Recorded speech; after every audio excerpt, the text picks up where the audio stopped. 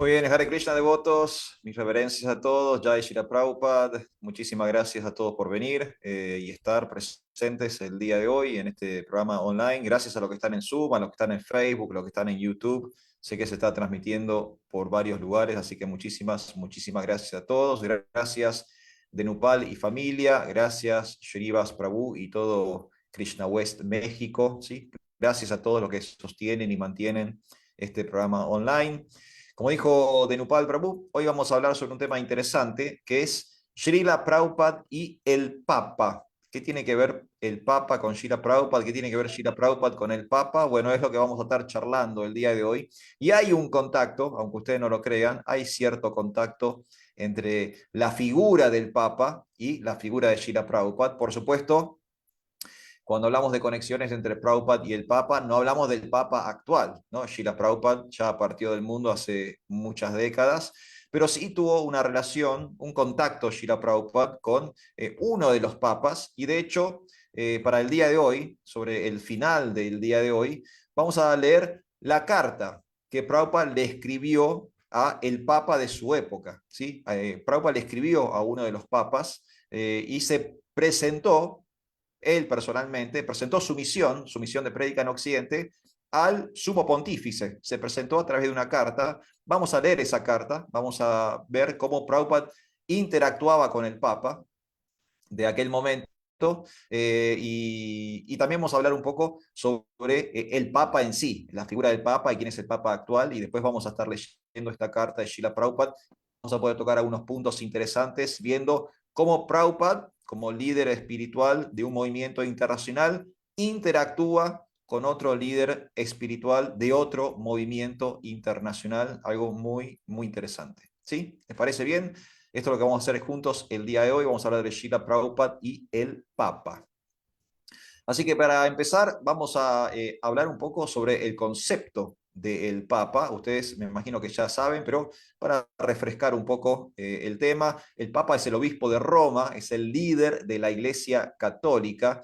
Esto es interesante aclarar, ¿no? No es el líder de todos los cristianos. El cristianismo es un mundo muy amplio. Nosotros, la mayoría de nosotros, que venimos, me imagino, de hogares católicos apostólicos romanos, creemos que la religión es católica apostólica romana, ¿no? Nos cuesta por ahí entender que hay cristianismo fuera del cristianismo católico apostólico romano.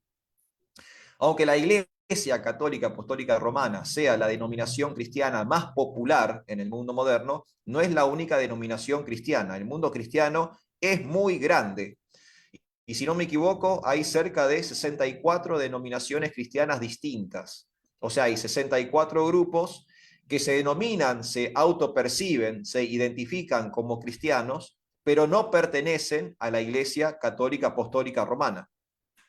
Un ejemplo están los cristianos ortodoxos, están los cristianos coptos, está todo el protestantismo, todo el mundo protestante, ¿no? Los anglicanos, los evangélicos, los calvinistas, todos van a la misma fuente, todos estudian el Evangelio, el Nuevo Testamento, todos reconocen la figura de Jesús, por eso se denominan cristianos, todos tienen, digamos, su origen en el mensaje crístico, pero a su vez tienen sus diferencias, razón por la cual tienen denominaciones distintas y como linajes distintos.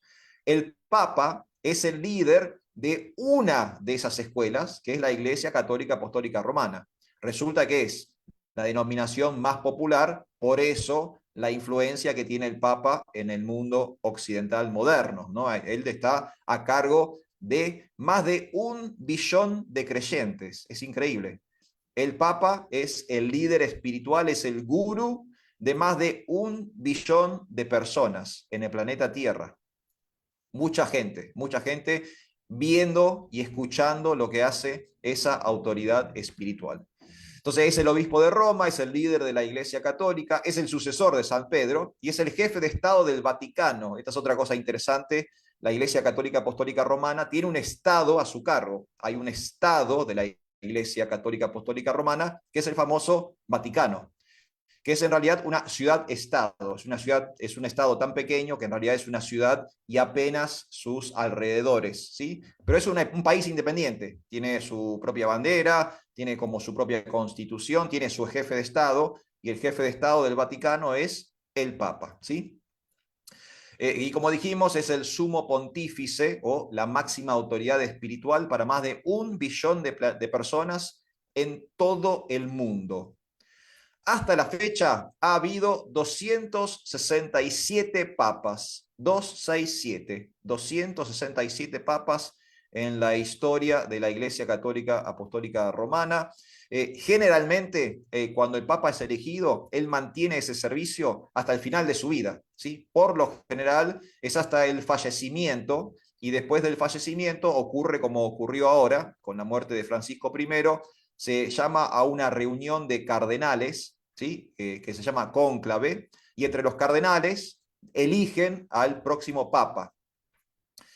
Pero por lo general ese servicio de papa se mantiene hasta la muerte, hasta el momento de la muerte, aunque ha habido algunos casos de, digamos, que personas que han decidido renunciar a la posición de papa. Tuvimos hace recientemente, un par de años atrás, el caso de Benedicto XVI, que él renunció al papado, razón por la cual Francisco I se transformó en papa, ¿sí? El famoso cardenal Ratzinger, que fue Benedicto XVI, él por cuestiones de salud renuncia al papado, se convoca a un cónclave y se eligió en su momento a Francisco I. Francisco falleció, ahora se convocó a un segundo cónclave, y en ese nuevo cónclave sale el papa que tenemos actualmente, que es León XIV, ¿sí? Es el papa León XIV. Entonces ha habido 267 papas hasta el momento. El primero fue el que mencionamos recién, San Pedro, que fue un discípulo directo de Jesús, y podemos ver la institucionalidad del papado en el Evangelio, en Mateo 16, 18, 19, o sea, este es el Evangelio de Mateo, capítulo 16, textos 18 y 19, está la famosa frase en donde Jesús corona o, digamos, postula a Pedro como su sucesor, diciéndole que le va a entregar a él las llaves del reino de los cielos, ¿sí? Esa famosa frase que Jesús le entrega a Pedro, las llaves del reino de los cielos. Los cristianos entienden que de esa forma Jesús está, digamos, apoderando a Pedro para que sea su sucesor en la tierra. Entonces Pedro se transforma en el primer obispo de Roma, se transforma así en el primer papa de la historia. Y el papa más reciente, es el que mencioné recién, es Leo XIV, quien asumió muy recientemente. De hecho, asumió el pasado 8 de mayo, luego del fallecimiento de Francisco I, el famoso papa argentino, ¿sí? Francisco I, que era argentino y fue papa hasta muy poco tiempo atrás, hasta que falleció. Vamos a hablar un poco del Papa actual y después vamos a pasar a lo que mencioné antes, este contacto que tuvo Srila Prabhupada con la figura del Papa. Leo XIV es el nombre espiritual del nuevo Papa. El nombre civil es Robert Francis Prevost, ¿sí? Es un norteamericano nacido en Chicago en el año 1955 y es de hecho el primer norteamericano Papa.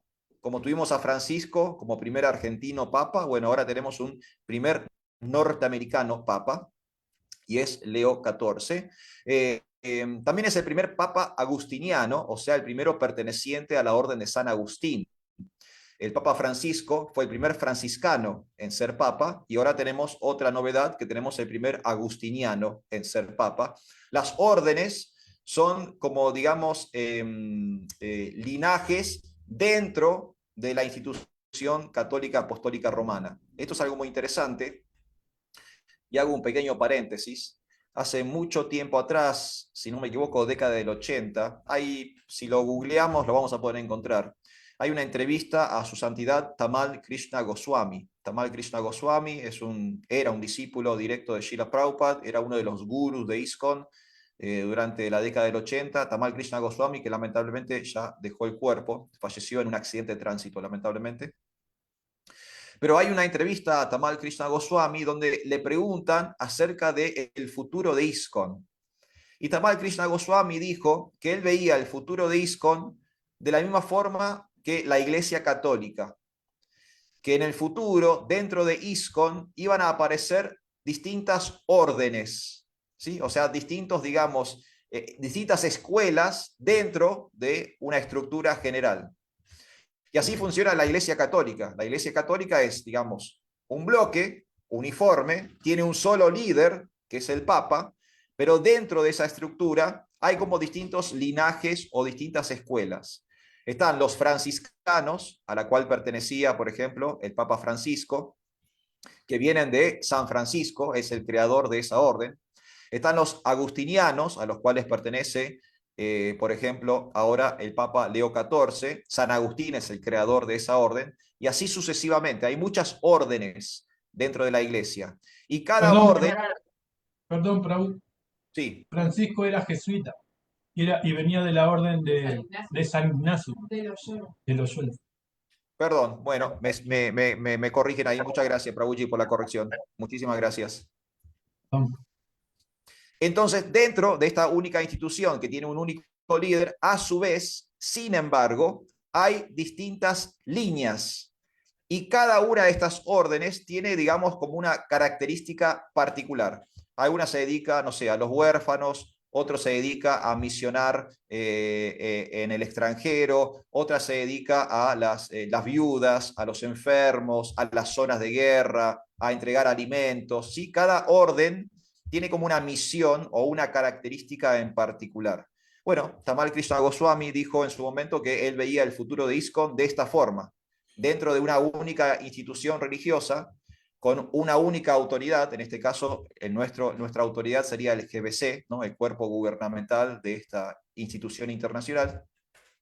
Veía distintas órdenes, ¿sí? Distintos devotos ocupándose en distintas líneas de prédica, distintas líneas de prédica. Algo muy interesante, un pequeño paréntesis que hacemos con respecto a esto del Papa.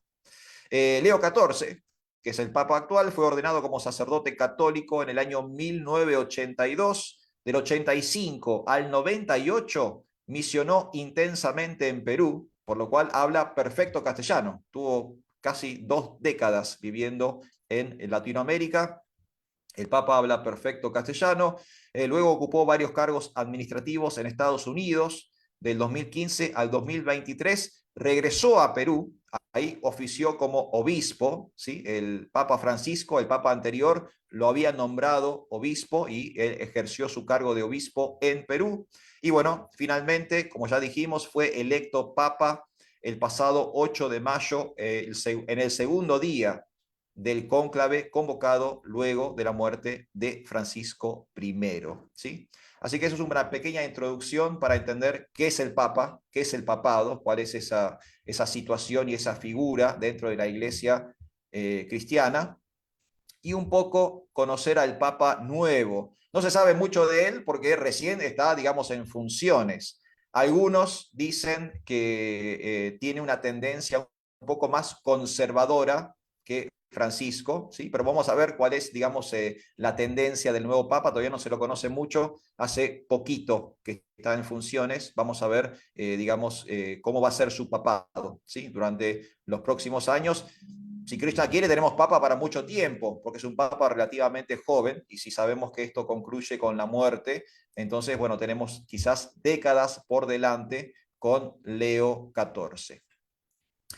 ¿Cómo conectamos esto con Srila Prabhupada? Bueno, Prabhupada tuvo una relación ambigua con la figura del papado. Si ustedes se fijan rápidamente, por ejemplo, en el Vedabase, donde está digitalizada buena parte de la literatura de Prabhupada, las charlas, las clases, las cartas y demás, Prabhupada tiene como un fuerte contraste en su relación con el papado. A veces menciona al papa como un líder espiritual fidedigno, como un gran devoto del Señor, y otras veces lo critica. Critica al papa por no seguir las enseñanzas de Jesús. O sea que Prabhupada tenía, digamos, como era ambiguo en su relación con el papa. A veces lo elogiaba, a veces lo criticaba, a veces decía que era un gran líder espiritual, un gran devoto del Señor, a veces decía que era un hipócrita, que era un falso, que no era genuino, porque no seguía las enseñanzas de Jesús. Y vamos a encontrar digamos, esta forma de Srila Prabhupada en muchos temas, en muchos temas. Prabhupada muchas veces decía muchas cosas de muchos temas y de formas distintas, de acuerdo a tiempo, lugar y circunstancia. Prabhupada podía hablar de la misma cosa, pero de dos formas distintas. Bueno, esto ocurre en relación con la figura del Papa. A lo largo de la vida de Srila Prabhupada, Prabhupada interactuó con 8 papas, o sea que hubo 8 papas a lo largo de la vida de Srila Prabhupada. Prabhupada, ustedes saben que nació en 1896 y falleció en 1977. Y a lo largo de ese tiempo, a lo largo de la vida de Srila Prabhupada, se sucedieron 8 papas en el mundo. Y de hecho, miren qué curiosidad, uno de los papas que estuvo durante la vida de Srila Prabhupada, de hecho uno de los que más estuvo 23 años en el papado, fue Leo XIII, que es el papa que inspira el nombre del papa actual. El papa actual se llama Leo XIV en homenaje o como sucesión a Leo XIII, y Leo XIII fue un papa que vivió durante la vida de Srila Prabhupada, y de hecho estuvo a cargo del papado durante 23 años. O sea que 23 años de la vida de Srila Prabhupada estuvo Leo XIII a cargo de la Iglesia Católica, y ahora tenemos a Leo XIV, su sucesor directo, ¿sí? Y hubo una carta de Srila Prabhupada al Papa. En este caso fue el Papa Pablo VI, ¿sí? El que estaba en el papado en ese momento era Pablo VI, y Srila Prabhupada le escribió una carta al Papa el día 3 de agosto de 1968. Prabhupada en ese momento se encontraba en Canadá y le escribió una carta al Papa Pablo VI. Esa carta nunca fue respondida. No sabemos si el Papa nunca la recibió o si el Papa la recibió y no quiso responder. Eso no lo sabemos. Lo que sí sabemos es que Prabhupada nunca recibió una respuesta oficial de parte del papado, pero sí tenemos la carta en el Vedabase. Dentro de los documentos de Srila Prabhupada figura también esta carta, esta epístola que Prabhupada le envía al Papa Pablo VI. Esto fue en el año 1968, fue el 3 de agosto de ese año. En esa carta, Srila Prabhupada se presenta a sí mismo, presenta su misión de prédica en Occidente y solicita una entrevista con el Santo Padre. ¿Sí? Eso es un poco de lo que va la carta. Se presenta, él presenta su misión, su ISKCON, su Sociedad Internacional para la Conciencia de Krishna, y le pregunta, le pide al Papa una audiencia, ¿no? Como un líder espiritual encontrándose y entrevistándose con otro líder espiritual. Si ustedes me permiten, y como para ir redondeando esta presentación del día de hoy, me gustaría leer la carta que Srila Prabhupada le escribió al Papa Pablo VI. Es una carta extensa, yo no la voy a leer en su totalidad, pero voy a hacer un pequeño resumen de esa carta, eligiendo lo que yo consideraba un poco lo más importante del contenido de la carta. ¿Les parece bien? Me toleran un momentito más que leo la carta de Srila Prabhupada y vemos cómo Prabhupada se presentaba ante al Papa Pablo VI. Como dije entonces, esta carta está fechada el día 3 de agosto del año 1968. Esto es Prabhupada escribiéndole al Papa Pablo VI, y Prabhupada dice en su carta lo siguiente: Su Santidad, le ruego que acepte mis respetuosas y humildes reverencias a sus pies de loto. Me presento como monje indio, siguiendo los principios védicos de la vida religiosa. Actualmente pertenezco a la Orden de Renuncia de Sañás. Tengo 72 años y predico la conciencia de Dios por todo el mundo. Llegué a Estados Unidos en 1965 y desde entonces cuento con numerosos seguidores, tanto cristianos como judíos. He establecido varios templos de conciencia de Krishna en Estados Unidos y Canadá. En los próximos meses tengo previsto ir a Londres y quizás pueda visitar otras ciudades de países europeos.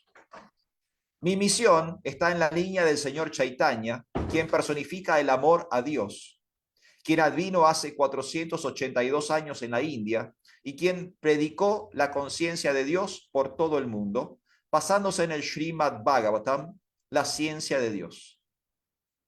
El principio del Srimad Bhagavatam es que cualquier fe religiosa que ayude al hombre a cultivar el amor por Dios, sin ninguna motivación y sin verse obstaculizada por ninguna condición material, es una religión trascendental. Y el mejor proceso, o el más fácil, especialmente en esta era, es cantar el santo nombre de Dios. Según esta definición de religión, tal como la encontramos en el Srimad Bhagavatam, el criterio de la religión es cómo ayuda a las personas a cultivar su amor latente por Dios. Este no se invoca artificialmente, sino que se despierta desde el interior gracias a la asociación genuina con devotos y a escuchar acerca de Dios. La forma humana de vida está especialmente diseñada para este propósito, invocar el amor latente de Dios, ya que tanto el hombre como los animales se encuentran en un estado de desarrollo de la conciencia. Pero el significado especial de la vida humana es alcanzar el amor por Dios, como la perfección primordial de la vida. Desafortunadamente, actualmente las personas están más preocupadas por el principio de la complacencia sensorial o la parte animal de la vida humana y están decayendo gradualmente en la conciencia de Dios. Esta tendencia está en auge y dado que su santidad es líder de un gran grupo religioso, creo que deberíamos reunirnos y diseñar un programa de cooperación.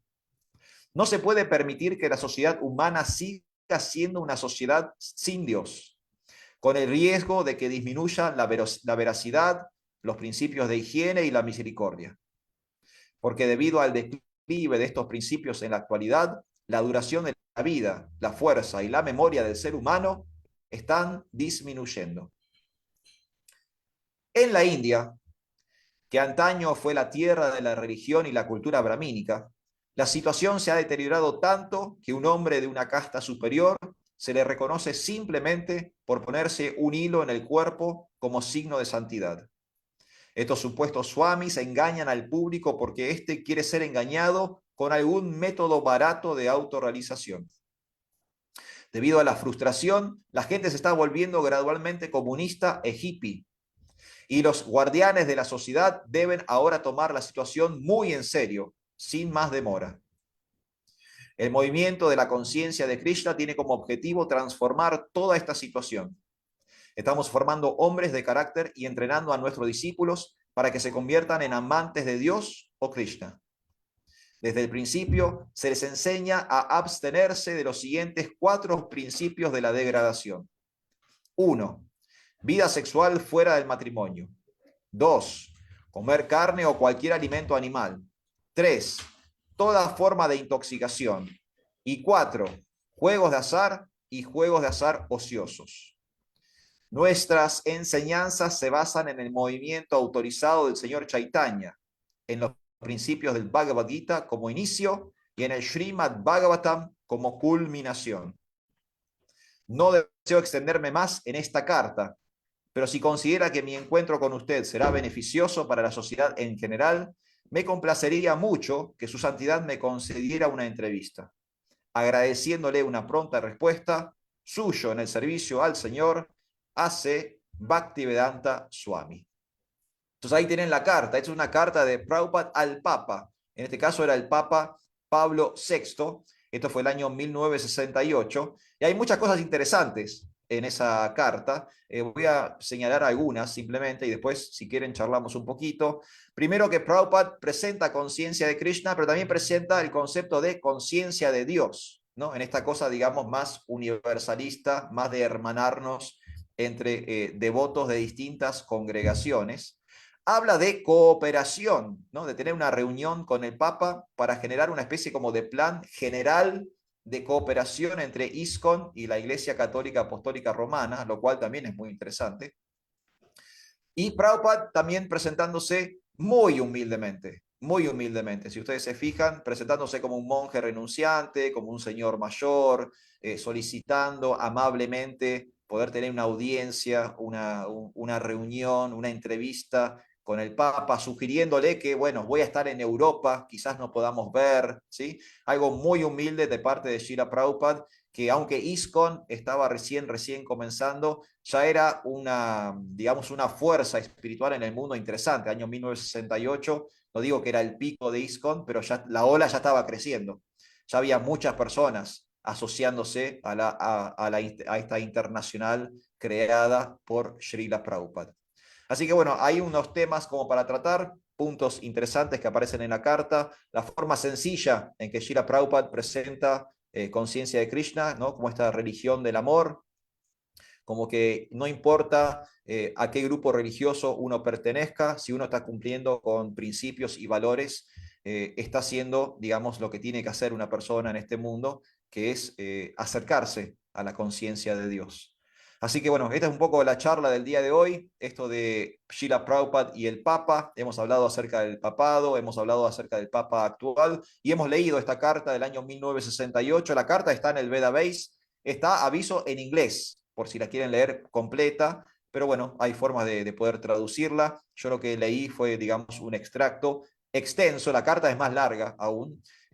Bueno, tomé una parte de la carta para compartir con ustedes hoy en esta charla acerca de Srila Prabhupada y el Papa.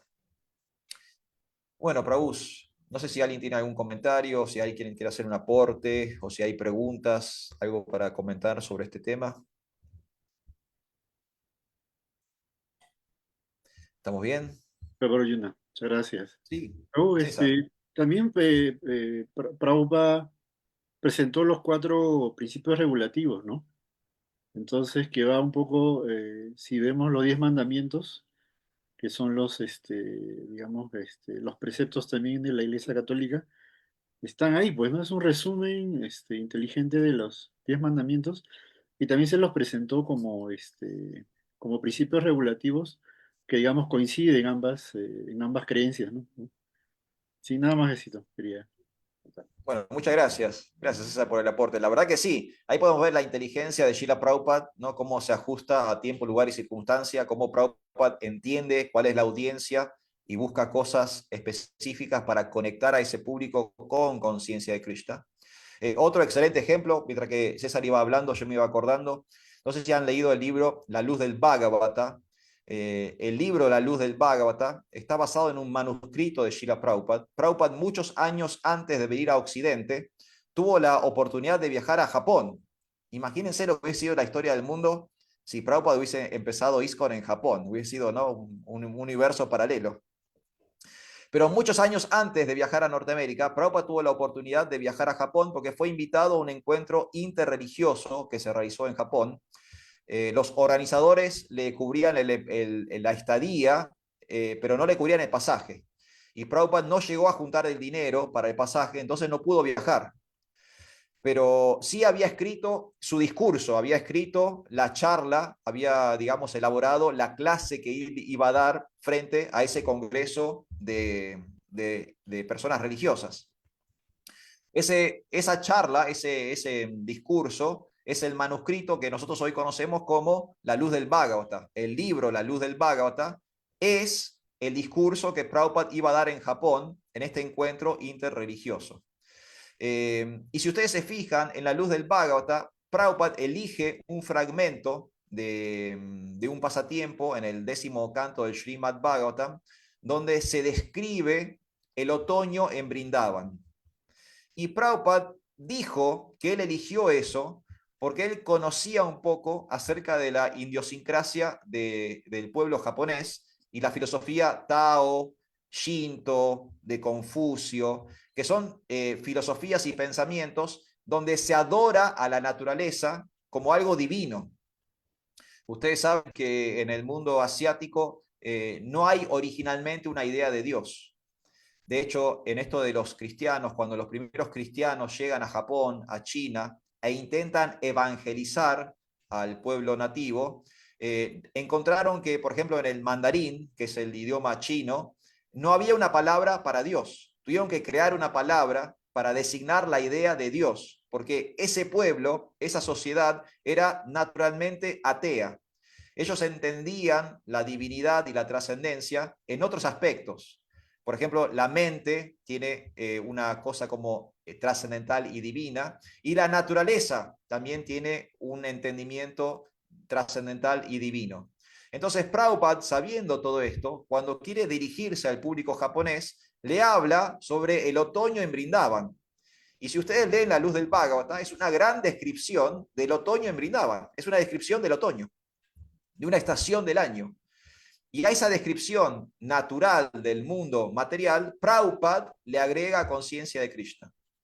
Y acá, como decía César, algo parecido, ¿no? Cuando le escribe al Papa, le escribe acerca de ciertos principios y valores que vamos a tener en relación, en conjunto. ¿No? Los cristianos tienen los 10 mandamientos, nosotros tenemos los 4 principios regulativos, pero hay puntos de contacto entre los principios regulativos y los 10 mandamientos.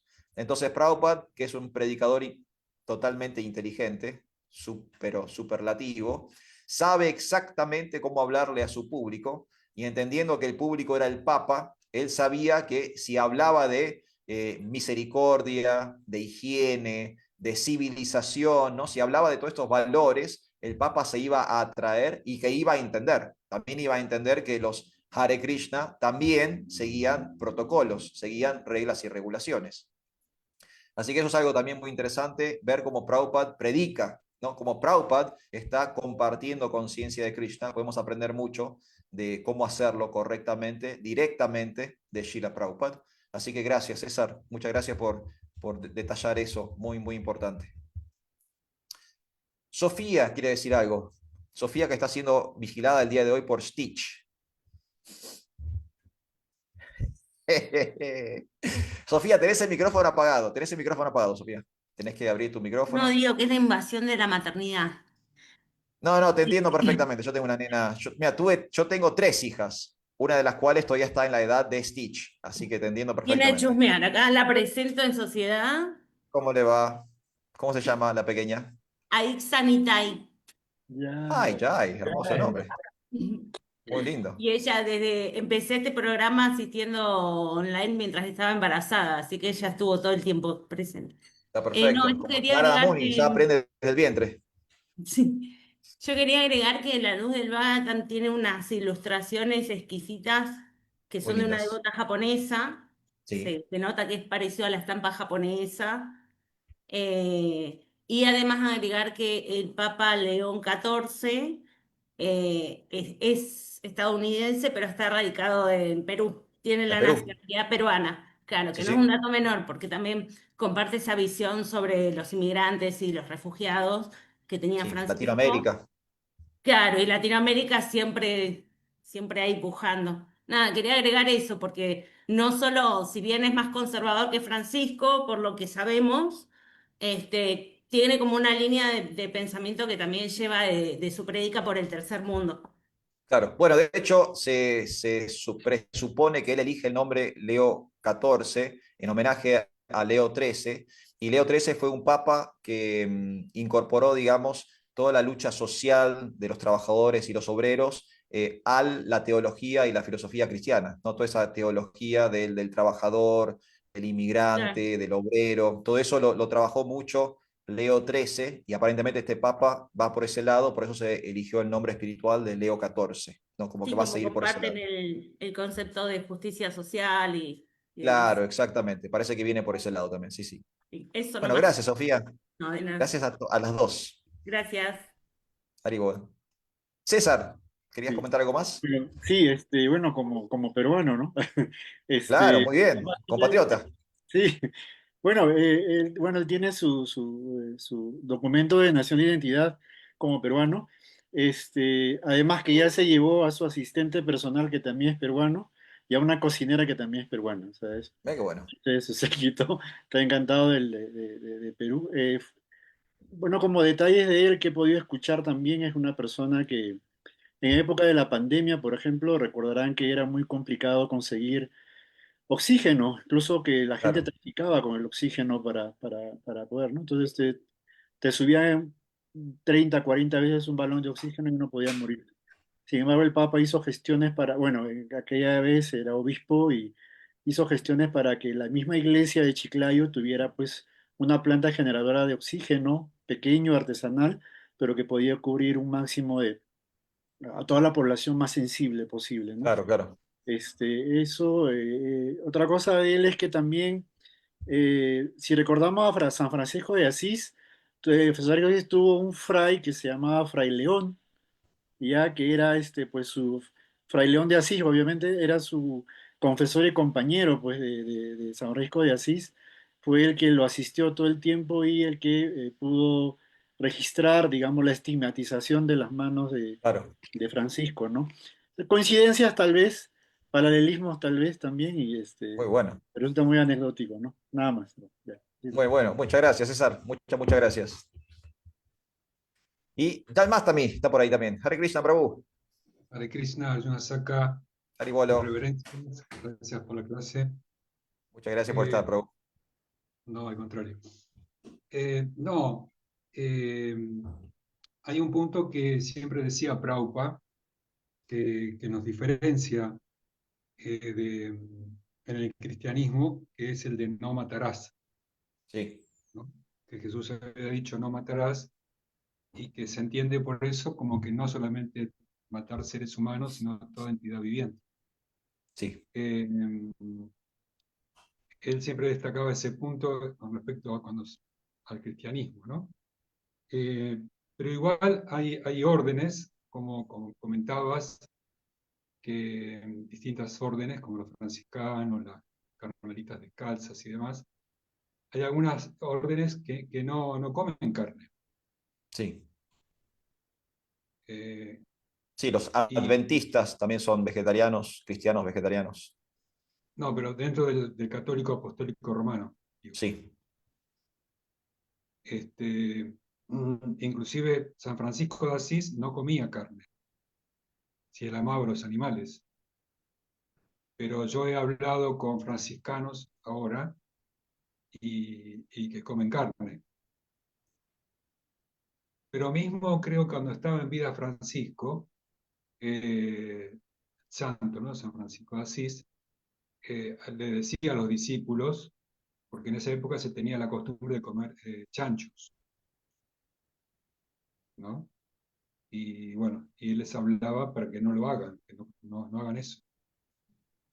Pero yo he hablado con monjas católicas, apostólicas romanas, y me hablaron, sí, de órdenes que no, porque yo intercambiábamos así datos sobre nuestros principios religiosos, que hacíamos, que no hacíamos, y me decía que hay órdenes dentro del católico apostólico romano que no, creo que por ejemplo las carmelitas descalzas creo que no comen carne tampoco. Inclusive hay un santo que es del Líbano, está en la parte del Líbano, creo que se llama el padre Charbel, que inclusive él no comía huevos tampoco, no comía huevos. Inclusive a veces esas cosas que pasaban dentro de las órdenes, el voto de obediencia por un tema él era un santo, ¿no? Un santo. Entonces eso generaba una envidia espiritual entre sus superiores, algo muy común que sucede, no solamente dentro del catolicismo. Y lo obligó a tomar sopa con huevo y después él lo vomitó todo. O sea, así que bueno, pero me interesa eso que deciste de Tamal Krishna Goswami, ¿no? Eso que había dicho que en el futuro de ISKCON podría pasar eso también. sí, sí. Interesante, nunca lo había sentido. Me gustó. Sí, bueno, muchas gracias, Jan Mastami, por su soporte. Muy bueno. Sí, sí. El tema del vegetarianismo en el cristianismo es todo un tema, es muy amplio porque también depende mucho de la interpretación y el entendimiento, por ejemplo, de este mandamiento de no matarás, cuál es el límite, hasta dónde llega, qué es lo que abarca.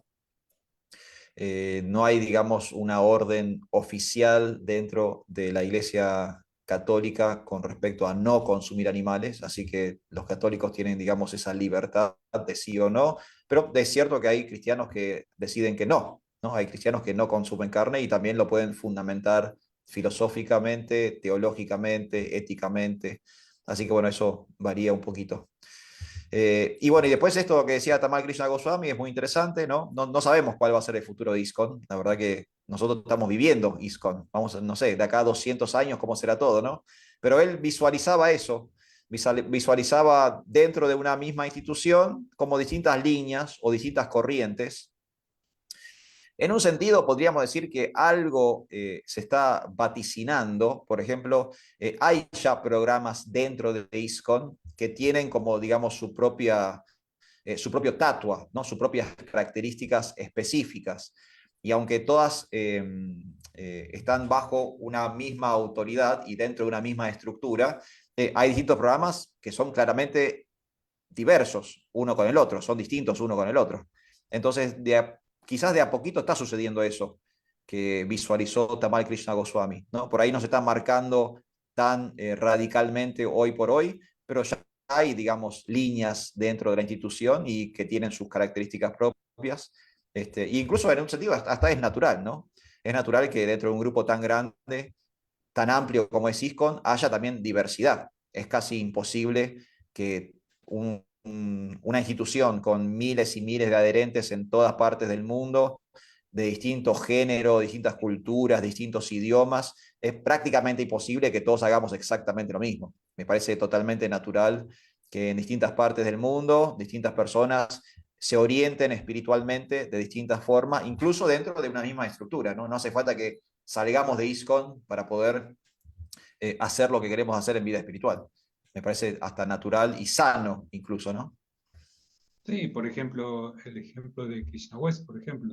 Claro, por ejemplo, Krishna West podría ser como una orden dentro de ISKCON, ¿no? Tiene sus propias características, tiene sus objetivos, sus metas, tiene su forma de hacer las cosas, pero adhiere a una autoridad general, adhiere al GBC, adhiere a ISKCON, es parte de ISKCON, es un programa de ISKCON, etcétera, etcétera. Entonces, bueno, ahí podemos, ¿no? Quizás estamos viviendo el comienzo de las órdenes dentro de ISKCON que visualizó Tamal Krishna Goswami. Sí, perfecto. Bueno, Puede muchas ser, gracias. ¿no? Sí. Gracias, Yalmastami. Muchas gracias por todo. Bueno, Denupal Prabhu. Ah, Valentina quería decir algo. Hacemos Valentina y cerramos Denupal, ¿te parece bien? Sí, Prabhu. Bueno, buen provecho, Denupal. Krishna, reverencias. Bueno, muchas gracias por la clase, Prabhu, y Igual. también a Denupal, a Kunti y a Krishna Priya por su servicio. La verdad, muy bonita la clase. Y con respecto a esto que se estaba hablando de diversificar, qué importante que es que toda la diversificación sea siempre con Prabhupada como el eje central de ISKCON, ¿no? Y sus libros como la base filosófica y la etiqueta Vaishnava que Srila Prabhupada nos propuso como la forma de habitar en este plano, ¿no? Como aspirantes a Vaishnavas, ¿no? En ese sentido, me parece súper interesante que los programas pueden tener distintas estructuras, pero todos estamos llamados a ser devotos y devotas puras, ¿no? Que, que, que sean empáticos, que sean solidarios, que sean respetuosos.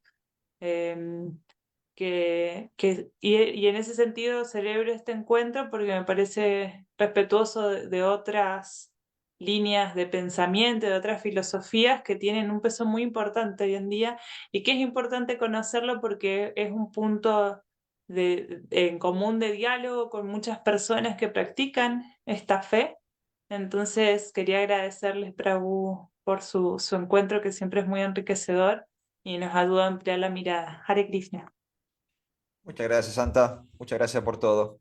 Bueno, súper importante ahí lo que dijo Valentina, los dos puntos que tocó. Primero, esto de la diversidad dentro de ISKCON respetuosa, ¿no? El hecho de que pensemos distintos o que tengamos ganas de hacer servicios distintos no nos convierte en enemigos, ¿no? Si yo quiero distribuir alimentos y César quiere hacer Harinam, no es que estamos enfrentados, simplemente estamos haciendo dos servicios distintos, ¿no? Y podemos trabajar mancomunadamente. De hecho, donde yo cocino, después puede venir César y hacer un Harinam, por ejemplo. O podemos distribuir alimentos y hacer Harinam al mismo tiempo. O sea, que hagamos servicios distintos no significa que tenga que haber rivalidad dentro de conciencia de Krishna, somos todos devotos, todos pertenecemos a la misma institución, todos tenemos el mismo líder que es Srila Prabhupada.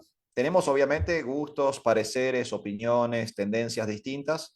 Es sano seguir con la naturaleza de uno, es una de las cosas que se habla en el Bhagavad Gita, ¿no? Krishna y Arjuna hablan acerca de la naturaleza del ser, las tendencias naturales de una persona. De hecho, uno de los consejos de Krishna en el Bhagavad Gita es que Arjuna no sea algo falso, ¿no? Arjuna quiere ser un meditador en el bosque y Krishna le dice, no, ¿cómo un meditador en el bosque? Vos sos un soldado. ¿No? Esa es una cosa falsa, le dice, no es artificial, le dice Krishna. Eso no es tu realidad. Vos sos un guerrero, sos un soldado, tu realidad es la batalla. Entonces tenemos nuestras naturalezas, pero eso no nos convierte en enemigos, así que lo que dice Valentina es muy, muy importante.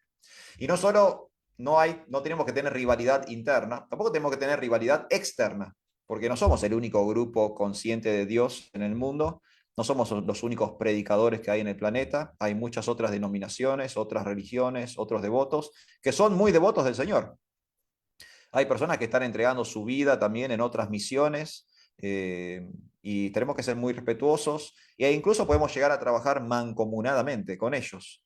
Hoy hablábamos de la luz del Bhagavata y en la luz del Bhagavata hay una frase muy interesante de Srila Prabhupada que Prabhupada dice que el deber de las personas religiosas es trabajar mancomunadamente para la difusión de la ciencia de Dios. O sea, Prabhupada tenía también esa idea de que podemos conectar con otras instituciones y hacer cosas junto con otras instituciones. Es el deber del predicador. El predicador tiene que poder ver más allá de las designaciones cristiano, judío, musulmán. Tenemos que poder llegar a los principios, a los valores que trascienden la religión, ¿no? Tenemos que poder conectar en aquello que hace yoga, ¿no? Con lo cual podemos relacionarnos, sin importar si uno se viste de naranja, otro de negro, otro está con el pelo largo, otro está afeitado, no importa. Esos son designaciones materiales externas de la religión. Si queremos profundizar en la religión verdadera, tenemos que ir para adentro y tenemos que alcanzar principios y valores que compartimos con los otros grupos, ¿no? Así que es un punto es una plataforma que nos hermana a todos. Es muy interesante. Así que muchas gracias, Valentina. Muy interesante ambos puntos. Muchas gracias. Bueno, Bueno, señor, Prabhu, creo que estamos en horario, ¿no? estamos en horario. Muy bien. Quería agradecerle a todos, a Wendy que está en Colombia, a Benu Guita, está en Uruguay o en México. Y, y a todos los devotos que están en el Face también, saludarlos y poderles decir que escuchen la clase y hagan sus preguntas, sus comentarios y sus opiniones son bienvenidas. Ajá, sí, Wendy. ¿Qué hizo?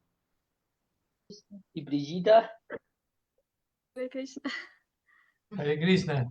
Hare Krishna, reverencias. Muchas gracias, Prabhu, Arjuna, por presentarnos este tema hoy. Mis reverencias.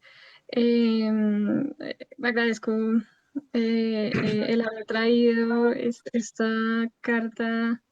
Es una invitación muy bonita a eso, a pensar, a recibir inspiraciones. Es una invitación a permitirnos sentirnos inspirados, claro, por Srila Prabhupada, pero sentirnos inspirados, aterrizándolo hoy en día, cómo desde ese momento él reconoció la importancia de trabajar en común, y nosotros como aspirantes o parte del movimiento, pues también tenemos como esa responsabilidad a seguir buscando esa tendencia claro, de hacer que en la conciencia esté el mensaje del Señor, la voz y el amor que el Señor tiene hacia todos, conciencia ya sean de cristianos o de la religión o la forma en la que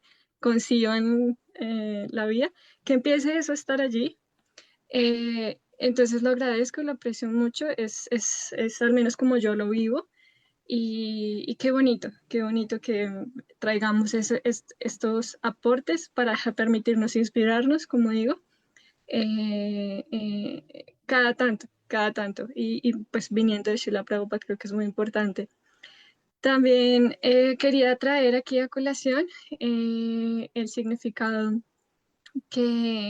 un apartado del significado que Srila Prabhupada da al texto del Srimad Bhagavatam 4.38. Permítanme, por acá lo tengo. Él allí menciona que va a haber diferencias, las Naciones Unidas, etcétera, va a haber diferencias gubernamentales, etcétera, pero es decir, bueno, este texto, no sé, lo voy a compartir aquí si quiere Prabhu de Nepal para que lo puedan también proyectar.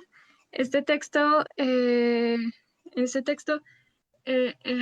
Señor está hablando de conceder una bendición a los hijos de los prachetas porque se siente complacido por ver que ellos están trabajando todos en el mismo sentido de complacer y o sea, están siguiendo la indicación de su padre y cada uno puede tener su tendencia personal, digámoslo así, pero más allá de eso, siguen la instrucción y están trabajando en un mismo objetivo, digámoslo así, y el Señor se siente complacido por ello. Entonces, en el significado Srila Prabhupada, dice esto, o sea, que en el gobierno, en diferentes dimensiones de la sociedad, también se dan esas diferencias, pero que son en el plano espiritual, pues también surgen esas diferencias, pero que luego se lo preguntaba a un devoto mayor, me ayudaba a comprenderlo mejor. Pero ¿qué es eso? Son